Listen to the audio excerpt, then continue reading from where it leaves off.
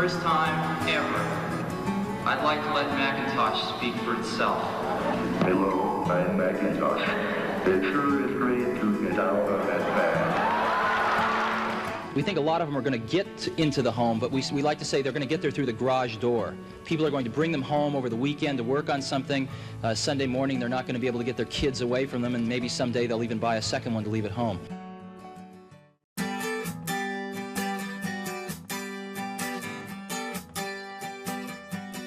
The strangest thing about Apple is it hasn't had a good consumer product.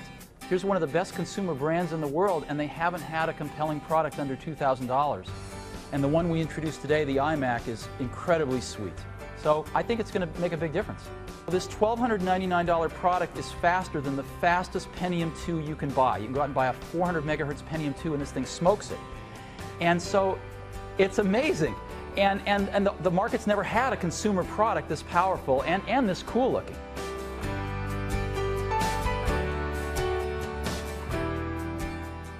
What is iPod?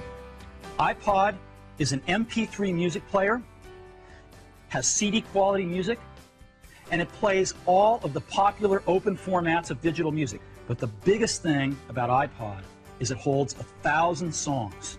Now this is a quantum leap because for most people, it's their entire music library. This is huge. The coolest thing about iPod is that your entire music library fits in your pocket.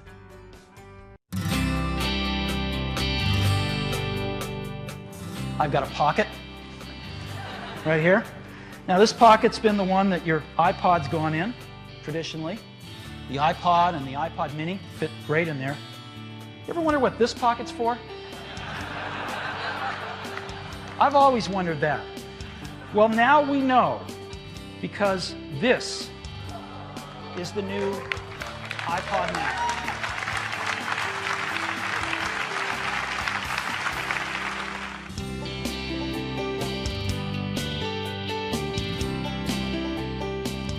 Today, Apple is going to reinvent the phone.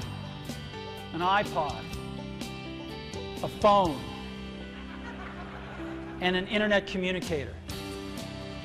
An iPod, a phone. Are you getting it? These are not three separate devices. This is one device. And we are calling it iPhone.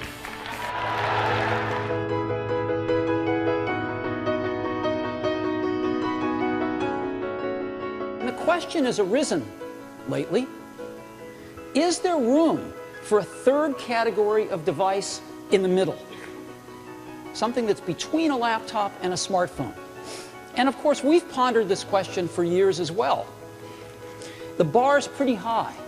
In order to really create a new category of devices, those devices are going to have to be far better at doing some key tasks. And we call it the iPad. And what this device does is extraordinary. You can browse the web with it. It is the best browsing experience you've ever had. It's phenomenal to see a whole web page right in front of you, and you can manipulate with your fingers. It's unbelievably great. Way better than a laptop. Way better than a smartphone.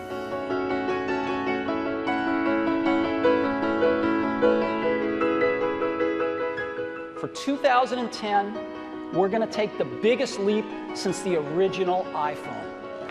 And so today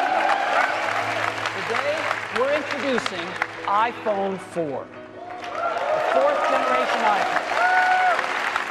Stop me if you've already seen this. Believe me, you ain't seen it.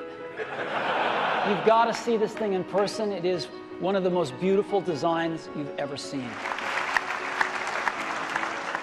Hey, Johnny.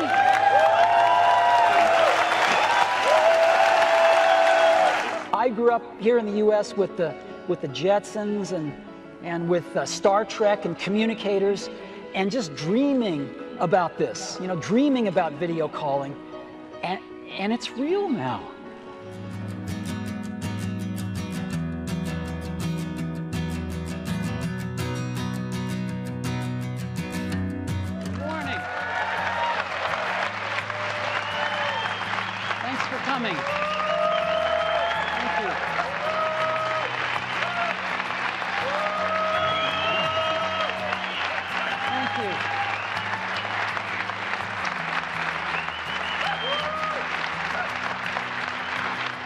We're going to introduce today iPad 2, the second generation iPad.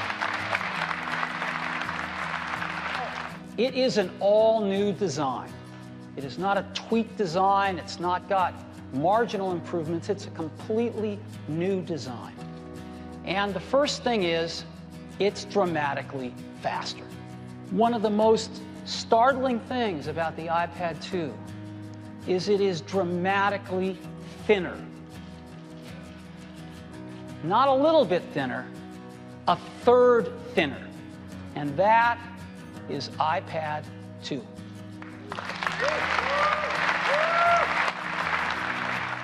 As always, I'd also like to thank everyone's families, because they support us and let us do what we love to do.